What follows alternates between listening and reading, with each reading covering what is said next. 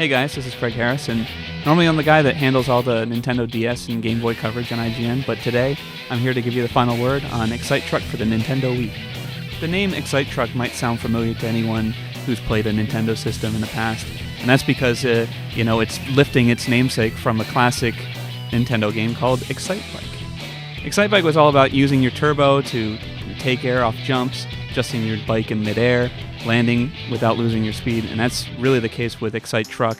It's a launch title, so it suffers from launch titleitis. It's lacking a few elements that fleshed out games usually have, but for what it is, a first generation game, it's a really good racing game. You take the Wii remote and you tip it on its side and you hold it like an NES controller. You tilt it left and right to control your vehicle left or right on the track. When it's in the air, you want to tip your vehicle forward and backward by tilting the controller forward and backwards. Like any racing game, the idea is to come in first, but there's the added incentive in Excite Truck to earn points by doing specific things on the track.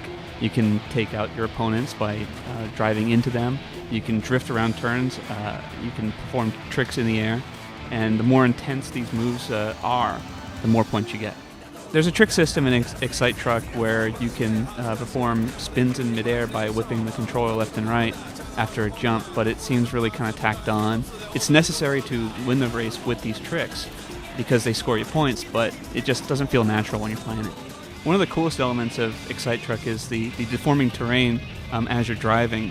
When you pick up icons that are scattered around the track, it'll actually cause the land to form mountains and jumps, cause the environments to just collapse on itself and cause mayhem to the other players. The whole changing terrain really kind of gives Excite Truck its own personality.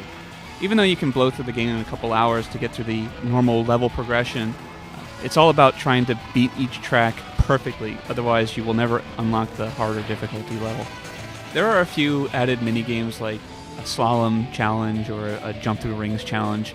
They're cool for what they are, but it's not going to extend the life of the game beyond a few hours of play. Excite Truck is a first generation Wii title, so there's not a whole lot to compare it to from the start.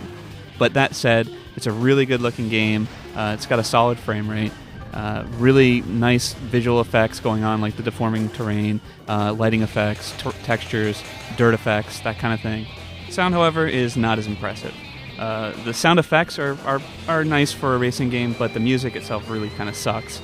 Thankfully, you can bring in your own soundtrack to the SD slot if you have a lot of MP3s lying around.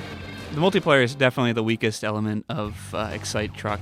It's only 2 players, there's no computer opponents, and it's just you and the other person on the track. It's fun for what it is, but honestly, it's not a selling point, and it could have been much more had the developer given much more time with the product. Even with the downsides, the game is a lot of fun to play. It's got a huge amount of energy. It's a great arcade-style racing game that shows off what the Wii can do.